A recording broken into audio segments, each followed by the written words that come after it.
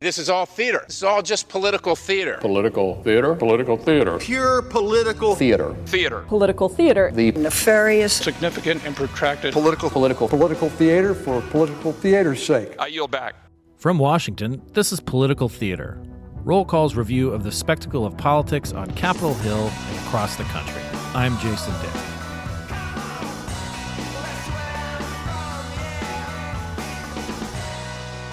Usually, when Congress gets down to the wire on a legislative deadline, the Senate kind of tells the House what is possible, and the House more or less has to go along with what the Senate can pass, given its procedural limitations like the filibuster.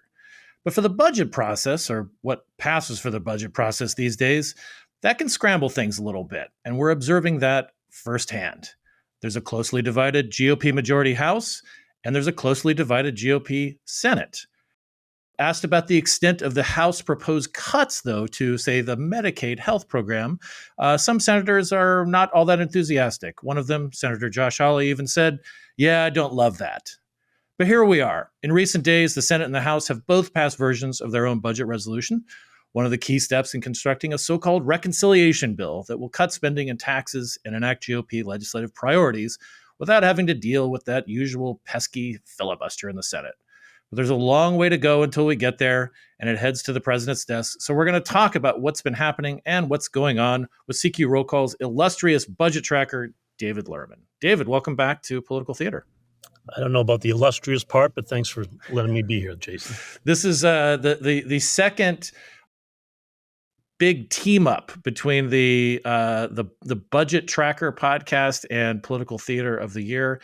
I think a testament to your talents and also of just how salient the budget issue is right now, because this is the legislative agenda for the foreseeable future. Everything that the Republican House and the Republican Senate and the White House is going to try to accomplish is going to go through this process for at least for the next few months. And so here we are.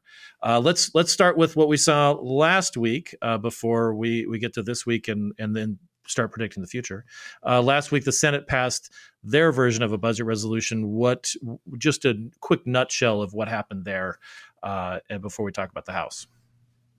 Yeah, they really are on two different paths, and it really is a big, giant mess. And we can't stress enough that everything is on the line here in this process, as you point out, Jason. I mean, all of Trump's agenda is sort of, they're counting on using this cumbersome process to pass everything that Trump wants, basically, when it comes to border, defense, his tax cut extensions, new tax breaks, massive federal spending cuts, increasing the nation's borrowing limit.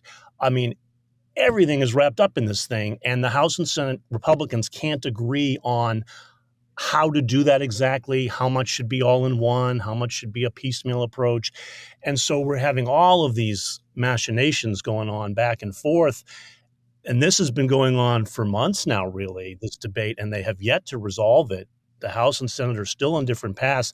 What we saw first was the Senate jumping the gun here with their own smaller budget plan. Their thinking is, let's just tackle border security and defense funding. Let's get extra money into those and wait on the tax cut stuff because that's much more complicated and will take more time. And that is in part a reflection, Jason, of Senate Republicans saying they don't really, reading between the lines, they just didn't have confidence the House could produce a budget with their razor-thin majority that would do all of that stuff all in one. So they said, we better have our own game plan ready to go as Plan B. And that's what you saw them pass pretty much on a party line vote in the Senate, right? 52-48, correct? Right. There was one GOP defection, Rand Paul, who, has never met a spending bill he likes. So, I mean, he voted against it with the Democrats, but it was basically a party line vote. And that's sort of Plan B right now in the Senate in case the House effort collapses. But what we did see was this remarkable moment. All the days blur together. Tuesday night. Yeah. Time has no meaning. Yeah. In the House floor where you saw this chaotic scene. I mean, up until the last minute, they had to wrangle every vote they could, twisting arms with Trump on the phone with them in the back rooms, trying to persuade the few holdouts that were left to come on board. And I mean, hat tip to Mike Johnson, the speaker, he did get it done. And there were a lot of doubts that he could get it done from all sides. And you have to give him credit for getting it done, because that was quite a feat. I mean, he had people on both sides of the ideological spectrum in his conference not liking this thing, right? You had the hard right Freedom Caucus saying, well, it's not cutting spending enough. And you had the moderate wing, the centrist wing, however you want to classify them, saying, we're not sure we like all these spending cuts, particularly gashing Medicaid. Our constituents are going to be hurt by that. No, thank you. Can we get some reassurances on this stuff? And yet, by the end of the day, after, as I say, a lot of arm twisting, all of the moderates came on board, and all but one of the conservatives came on board. So, say what you will about Mike Johnson, but he did get that done. Now he's got a long way to go, as you say. This thing is just the beginning. And if they thought this was the hard part, well, hang on, because all this is, we should say, is a resolution. It's just a blueprint with none of the specifics in there yet. So it took this much struggle just to get the blueprint. Now they've got to go back and fill in all the details. This is a long way from being done, and he's got a lot of fights yet to come. Right. And yeah, the margin on Tuesday night was 217 to 215, as you said, sort of about as close as it can get. So he had not a vote to spare. Right. He pulled it off, but with not one vote to spare. It was really something. And Tom Massey, also of Kentucky, I'm sensing a trend here. Kentucky defectors. Thomas Massey was the only Republican to vote against it, but got it done. And again, here's where things start to get a little complicated. As you said, the Senate has a much sort of slimmer version, of just basically funneling money to the border and to defense, raising money through, things like, more oil drilling, royalties, things like that. And then but the House is the big Megillah. They extend the 2017 tax cuts that are about to expire at the end of the year. They're still not. When this starts the reconciliation process, but the only thing that's reconciling really is their agenda, because they're not really reconciling it to balance. They're calling for $2 trillion in cuts, quite a bit of it from Medicaid, $880 billion from Medicaid, but $4.5 trillion in tax cuts. So there's a lot of details that they have to work out. And these we should say that these budget resolutions, they give instructions to the different committees to say, like, okay, you're on the hook for finding the cuts here. And for instance, those Medicaid cuts, the Energy and Commerce Committee in the House they're on the hook to find $880 billion in cuts. This is already, they haven't even had a hearing on how to do this in the House, and already the Senate's like, that's not going to happen. That's not going to work for me. As I said, quoted Hawley from you and our colleagues, Paul Krawzak, Caitlin Riley, and Olivia Bridges' story that's up on Roll Call and CQ right now. Josh Hawley said that's not going to happen. And Hawley is not some liberal, crybaby. He's a conservative senator from Missouri, and he's like, we're not going to cut that much Medicaid. Yeah, you can tell it's going to be a tough fight. I asked John Thune, the Senate Majority Leader, yesterday, I think it was, can you really cut $2 trillion in spending over the next 10 years the way the House wants? And he just gave me we'll see. We'll see we're going to have to talk it over with our members, and we're going to see what they're going to say. He knows that his members are not on board with that. I think he knows damn well that they're going to have to scale that back. And just as quickly, Mike Johnson was saying last night, they better stick to the House plan. And his admonition to the Senate was, if you stray too far from the House plan, we're not going to have the votes to pass it over here, right? So Thune and Johnson now have this incredibly tough tightrope to walk, because you've got two chambers at odds here over how much they want to do. And, if there's a way to thread that needle, we haven't seen it yet. Yeah. And again, like you said, this is just the beginning. I mean, it's like there are 11 committees that have been tasked with finding different, instructions that they can put into a package in the House. They also, in order for that to happen over in the Senate, the Senate would need to amend the House's budget resolution to include instructions to their committees. So we already don't even know how that will work. Will there be a conference committee? They're sort of scarce these days because they, a lot of the negotiations happen behind the scenes. So there could be a conference committee. There could just be what they call, the ping ponging back and forth, where the House or the Senate will take the House resolution, they'll amend it, and they'll kick it back to the House, and they'll just ping pong back and forth. Of course, this creates more complications too, because every time you do that, it sets off another round of votes that could go quite late, and you never know how some of those votes will turn out. The conference report, if they did that route, it's kind of opens them up, as you stated in your story, to accusations that they're doing backroom dealing, right? Because this is like a committee made up of both House and Senate members, and usually they don't even listen to what the Democrats will say in this case.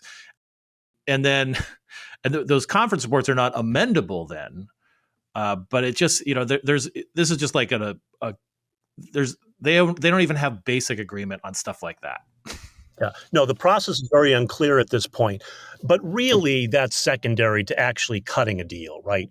Once they can cut a deal, they can jam it through using this process, in both chambers. But the hard part is, how do you get that deal in place? That's really what this is all about. Which procedure there of amendments or a conference committee, yeah, okay, but regardless, they're going to have to find a deal that both chambers can live with. Right. And that's where the rubber hits the road, and they're not close to having that. Right. Yeah. It's going to be an interesting next few months. The House has set a deadline for March 27th for all those different committees to report their instructions, so they can compile this reconciliation bill, which would be is a piece of legislation that would be signed by the president. The budget resolution is a concurrent resolution. It doesn't go to the president. It doesn't have the force of law. But the reconciliation, that's when there's actual legislative language attached. And so, with the Senate, there is no deadline there. We've got a few other deadlines. Well, they did have a deadline. Because the Senate budget resolution that they passed, they adopted, gives their committees until March 7, coming up real quick here, for their committees to come up with offsets to pay for their stuff. But that's a much smaller, easier job to do, right? Because their package is only about $340 billion. Right. It's just for border only. Right. It's just not trillions. It's just for border security and defense extra money. They have to find a way to pay for that. And so their committees have until March 7 to come up with some cuts. We haven't seen that yet. But that's, $340 billion over 10 years. It shouldn't be that hard. So that's doable, I think. So that deadline's coming up, but that's sort of secondary, because that's sort of the plan B out there. Right. And all the focus is on the huge House package. And that's, and I really do think, Jason, it's going to be coming down to a huge fight over the future of Medicaid. The bulk of these cuts, the largest single source of cutting that's out there that's ripe for cuts is Medicaid, right? You noted the House Energy and Commerce Committee was charged with finding $880 billion in savings over a decade. Well, what they have jurisdiction over, their biggest target there is Medicaid. It doesn't necessarily all have to come out of Medicaid. They have other places they can find money, but that's the bulk of it, right? And so, the House leaders were playing this game yesterday saying, if you check our budget resolution, you won't even see the word Medicaid in there. We're not cutting Medicaid. Well, sure, but that's a little too cute. They know very well that $880 billion is coming mostly out of Medicaid. Right. When pressed on that, they revert to this idea that all they're going to do is cut Medicaid fraud, waste, and abuse. They're not harm benefits, right? It's just laying all over the place. It's just so easy to spot. And that's the issue. That's exactly the issue, because yes, there fraud, sure, but it's very hard to root out that fraud. You can't just take a meat cleaver of a budget axe and cut and say we're cutting fraud. That's their dilemma. And they know that. They know that, if they could just cut fraud, sure, they would have done it a long time ago, because no one wants fraud. But rooting that out piece by piece is very hard, and coming up with big savings based on cutting fraud is really hard. Now, they've also talked about imposing work requirements on Medicaid beneficiaries. Sure, you can do that, and I think that has popular appeal out there in the polls, but it also doesn't save you that much money. It's not, Right. I think it's supposed to save like $100 billion, so that's only a tiny piece of this thing. So no matter where they go looking for savings, it's not easy, and it's already giving the Senate some stomach aches. So that's where I think you're going to find the biggest fight. Not to mention food stamps. Can you restrict eligibility for food stamps? That's another source of savings. There's also fraud there, but good luck getting at it. And we're going to have these huge fights to play out before they can come up with a plan that's going to cut enough to satisfy the House conservatives and not cut too much to satisfy the moderates. I mean, talk about a balancing act. This is a toughie. Right. And also hanging over this too is the fact that the Senate is saying, we need to just extend the tax. If we're going to extend the tax cuts, we need to do it permanently. Oh yeah, that's the other big fight. Which is also, last time I checked, expensive, because if you cut revenue to the federal government that comes in tax revenue, it usually stays away, which is why we have a $36 trillion deficit and growing every day. And so the talk about, being too cute by half, the current thinking with some, folks, particularly in the House and in the White House, is, just consider it current policy. So it doesn't actually cost anything. It's just magic. You just wave a little wand and it's just magic. It doesn't cost anything, and that's what the Senate Republicans want to do, is just say there's no cost to it because it just extends our current policy. And in fact, Michael Crapo, the chair of Senate Finance, just yesterday was saying to me, if we're not going to raise taxes, how is that a new cost? But of course it is, because the current law calls for those tax cuts to expire. Right. If you extend them, which is how they paid for them. That's less revenue going to be coming in, and so there's a cost there that you're just going to ignore. So, and then we don't know, can they get away with that, right? Because it's a question in the reconciliation process. It gets very complicated and cumbersome to explain. But the Byrd rule as to what qualifies for reconciliation, all this stuff, they don't even know if the Senate parliamentarian will allow them to do something like that, to use the current policy baseline, it's called, so that tax cuts don't have a cost.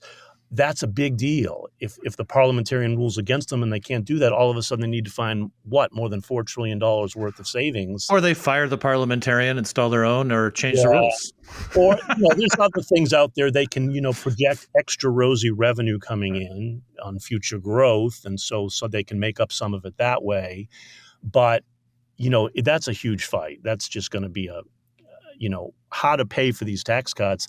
And on the House side, they were actually trying to pay for them, but you see how much they're at most going to cut $2 trillion. But the problem is tax cuts cost over $4 trillion. There's a gap there that they're not really talking about. So huge problem. What I find amusing about this whole process, and it goes to my general philosophy in life, which is that most of the time actually doing absolutely nothing can actually have an added benefit. And in this case, if they just let the tax cuts expire, guess what? They would have a lot more revenue coming in, and they'd be able to cut a lot of that deficit just by the fact that the tax, marginal tax rates would go back up. Now, of course, that's probably not going to happen, but again, doing nothing in this case would actually save them money, much like it did with the sequester a few years ago. We should say, in fairness, Democrats like to talk about all these tax cuts for billionaires. That's true, but a lot of these tax cuts would go to middle-class families who would be hit with a tax increase if they don't extend these taxes, which is the Republican point. And I think both parties want to extend the tax cuts for the middle class. The fight is over the upper income side.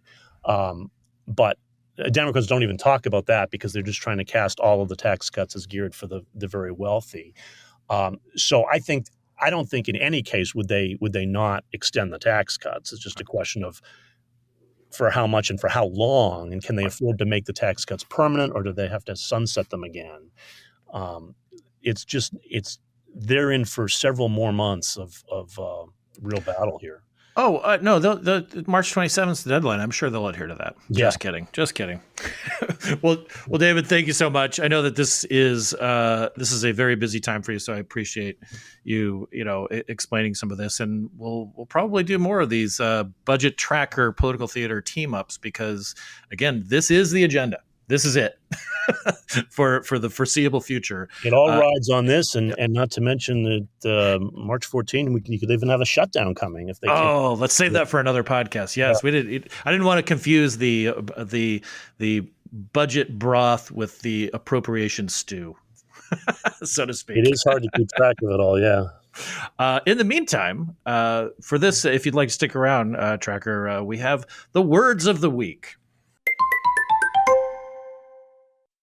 The words of the week for this week, and this is coming from, again, one of my favorite reads, just for casual reading pleasure, from the Congress Dictionary by Paul Dixon and Paul Clancy. Checks and balances. The theory of government, according to which one branch balances another. In some cases, Congress keeps the executive in check by overseeing its actions and approving its budget. The courts keep the legislative branch in check by ruling on the constitutionality of its laws, and the legislative exercises control over the courts by passing new laws, passing on nominees, and offering constitutional amendments. The etymology. This is where the good stuff is with the Congress Dictionary. Etymology. In an American context, the term dates back to the Federalists, who prescribed, remember them? Who prescribed it as the necessary limitation required to protect the varied elements of society. It's defined in the Federalist number 51 as a system, quote, so contriving the interior structure of the government as that its several constituent parts may, by their mutual relations, be the means of keeping each other in their proper places. The term migrated to the United States from Britain.